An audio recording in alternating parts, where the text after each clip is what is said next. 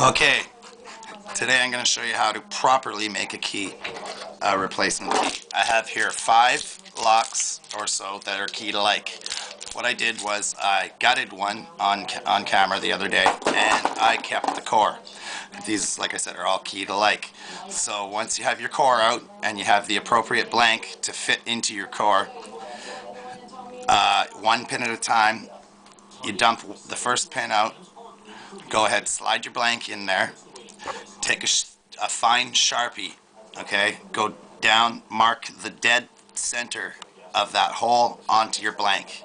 Now brass is very soft, so you don't want to be taking vice grips or a hammer or anything and banging on these pins to make an indentation into the blank. It's the incorrect way to do it. You'll end up wrecking stuff. Now once you have that mark on the blank, you go ahead, drop it into your vise. If you have vice grips, that'll work just as well, and you take a pippin file. You don't want to be using a Dremel, it goes far too fast. 1/100th of a millimeter over and your key will not function. So you're going to want to go to that mark, and you're going to want to go in increments of 3. So you're going to want to go 1, 2, 3. When you're using a pippin file, one direction only. Don't drag back. One direction only. Okay? And in increments of 3 strokes, you're going to want to take it out, put it inside the lock all the way, and you repeat this process with the pin in there until the pin drops down. And you can see it's in various stages there. It's going to start off like this, and then as you go, 1, 2, 3, 1, 2, 3 each time, it's going to drop it down further and further until it's completely flush.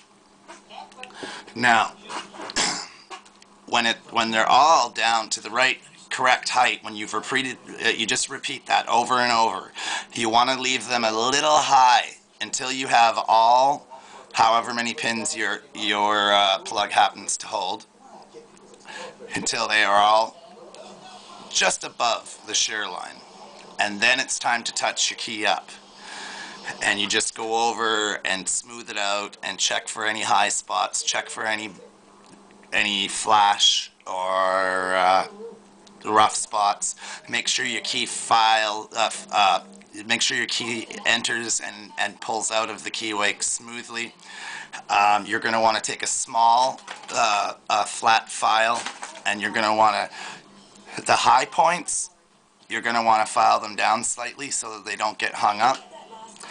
And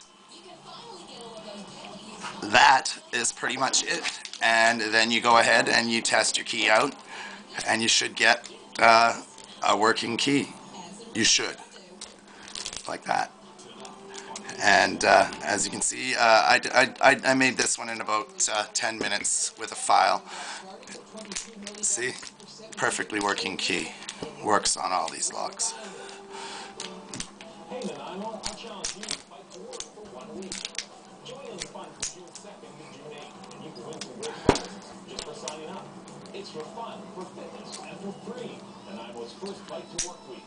Okay?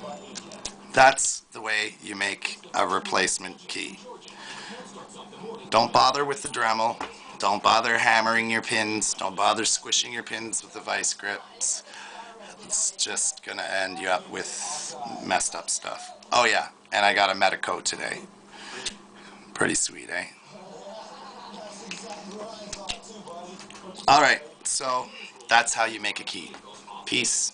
Don't use this info to break the law, and have fun.